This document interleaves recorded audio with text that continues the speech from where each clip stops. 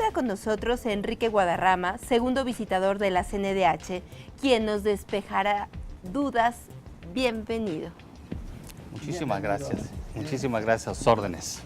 Bueno, pues la Comisión Nacional de Derechos Humanos ahora le toca un papel pues muy importante, ¿no? Por todo lo que después de este acontecimiento, siempre ha sido muy importante la comisión, ¿no? Pero ahora hay que trabajar también con los damnificados y con las víctimas del sismo, ¿no? Efectivamente, desde el momento mismo en que sucedió esta situación del 19 de septiembre, la Comisión Nacional se dio a la tarea de desplegar a su personal en los diferentes lugares en donde se presentaron situaciones de siniestro. Y esto no solo en la Ciudad de México, sino también la cobertura y el despliegue del personal se dio en Morelos, en Puebla, en el Estado de México. Previamente también ya estábamos en Chiapas y en Oaxaca. ¿Por qué? Porque la CNDH en esa labor social que tiene está el hecho de velar por las víctimas, velar por la gente que resulta afectada y que eventualmente pudiera generarse violaciones a derechos humanos. Y bajo esa óptica fue como la CNDH entró al terreno de los hechos para iniciar su trabajo, iniciar investigaciones, y lo que fuimos recabando poco a poco fue situaciones que fuimos conociendo también en medios de comunicación, y en eso estamos empeñados a llevar a cabo una investigación de la situación que se ha venido presentando desde el momento mismo del sismo. Por ejemplo, en Oaxaca y en Chiapas, ¿cuál ha sido el papel? ¿Hay alguna institución a la que haya que darle seguimiento o hay algo que defender en especial? ¿Qué es lo que hemos hecho en general? Ir a los lugares, hablar con la gente, ver la manera como se está llevando a cabo la actuación de las autoridades en el esquema del acopio, de los albergues, de la información que se va dando, que deben de dar las autoridades respecto a los trabajos o a las labores de búsqueda y de rescate de las personas. Y por supuesto ya en un segundo momento viene todo el esquema de lo que va a ser la superación o los programas de apoyo a las personas. Es decir, yo ubicaría o diríamos que el trabajo de la Comisión Nacional arranca con un antes, es decir, en aquellos lugares en donde se desplomaron inmuebles, lo que hace la CNDH, o estamos ya en ese proceso de investigaciones, ¿qué sucedió? ¿Por qué se dio esa situación de que inmuebles cayeran? Y pues habrá que hacer esa revisión de la situación administrativa, de cómo se dieron los permisos, las autorizaciones para edificar o para construir, si hubo o no anomalías, si se pudieron haber o no presentado situaciones de corruptelas, y eso es en el antes del evento. ¿Qué sucedió el día del evento? Ya durante el evento, pues toda la situación de los esquemas o los protocolos de búsqueda y rescate, la coordinación entre los diferentes niveles de gobierno, el esquema de información a los familiares o a las... Que era una de las quejas más importantes, ¿no? Que a los familiares no se les informaba, ni siquiera se les permitía reconocer el cadáver cuando lo estaban sacando.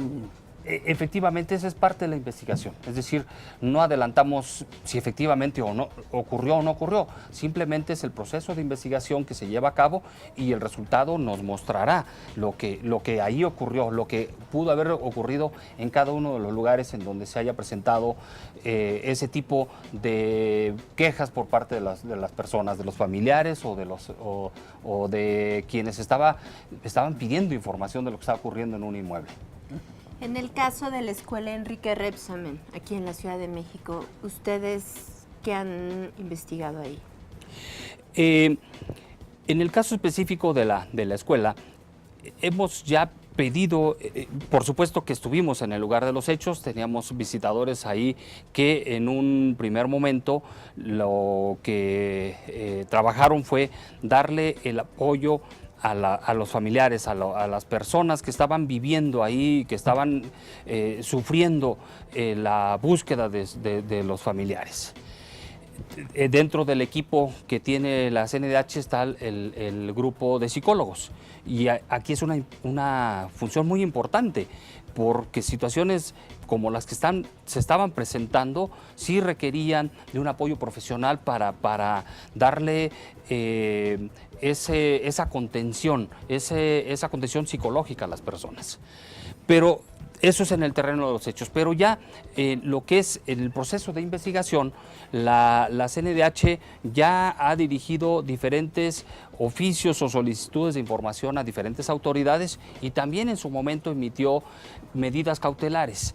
¿Qué son las medidas cautelares? Es esa herramienta que tiene la Comisión Nacional para pedirle a una autoridad en específico que actúe o que tome medidas extremas o de mucho cuidado para que no se llegue a presentar una situación ya de violación a derechos humanos que ya no pueda ser superable.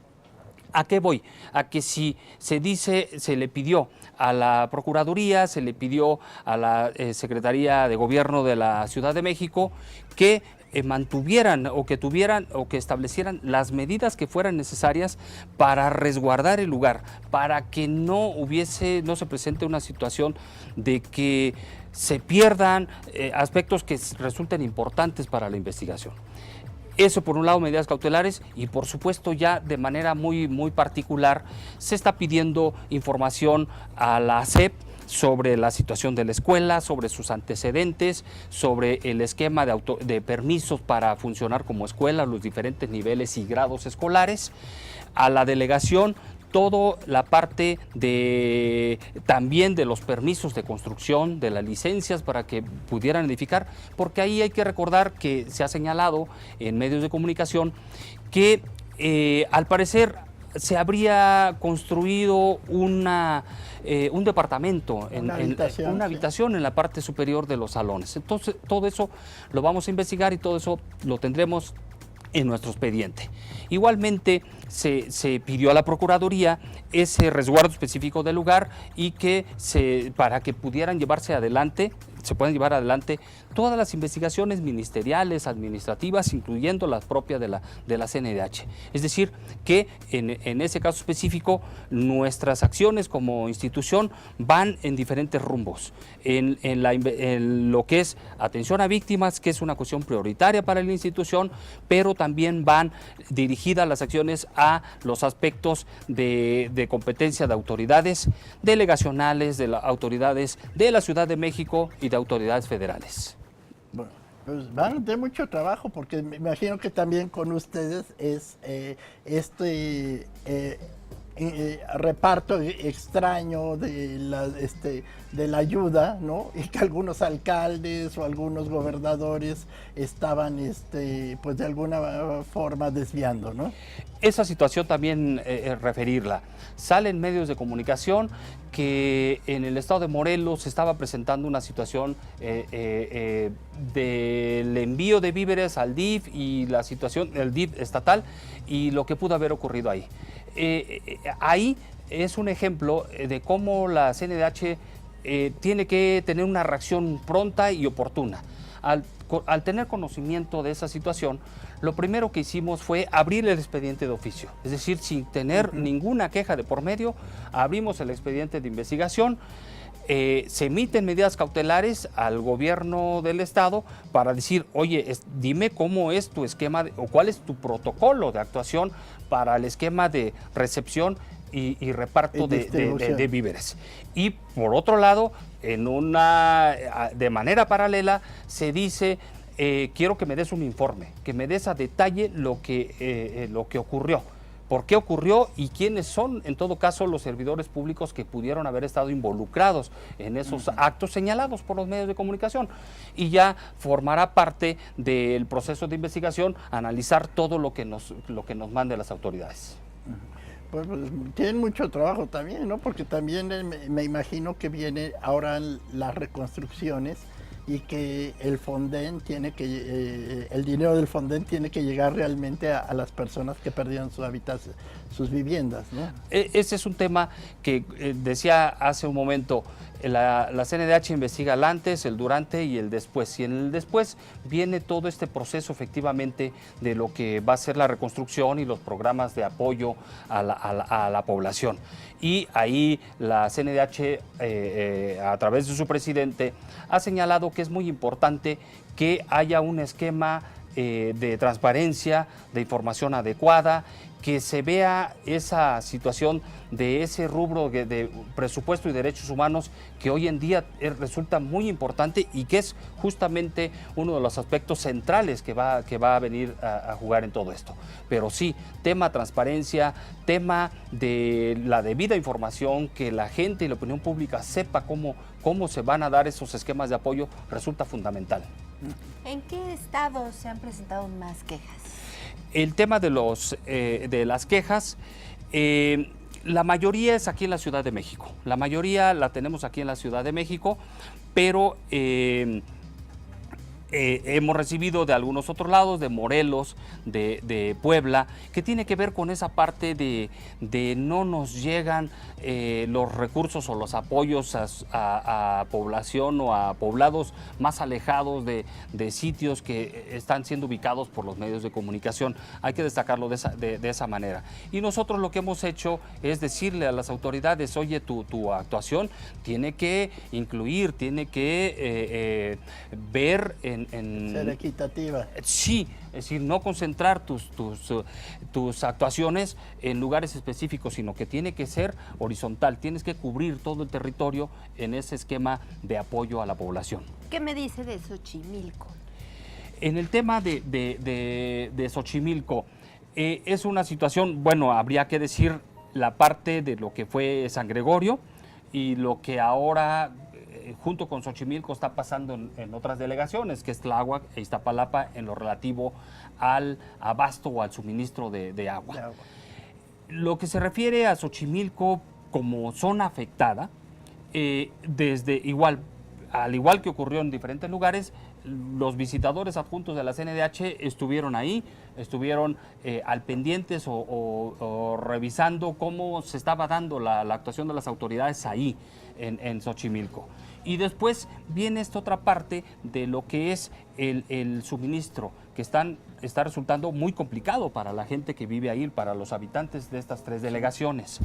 Ahí la CNDH ha pedido información y ha solicitado a la Secretaría de Gobierno de la Ciudad de México que se tomen las medidas, que vean los esquemas de cómo superar esta situación, de cómo dar la debida seguridad a las pipas que están llevando, suministrando el agua, para que se eviten problemas que pueden resultar más complicados. Y entonces en esa medida la CNDH también está muy vigilante y está muy al pendiente de lo que está ocurriendo en esas delegaciones.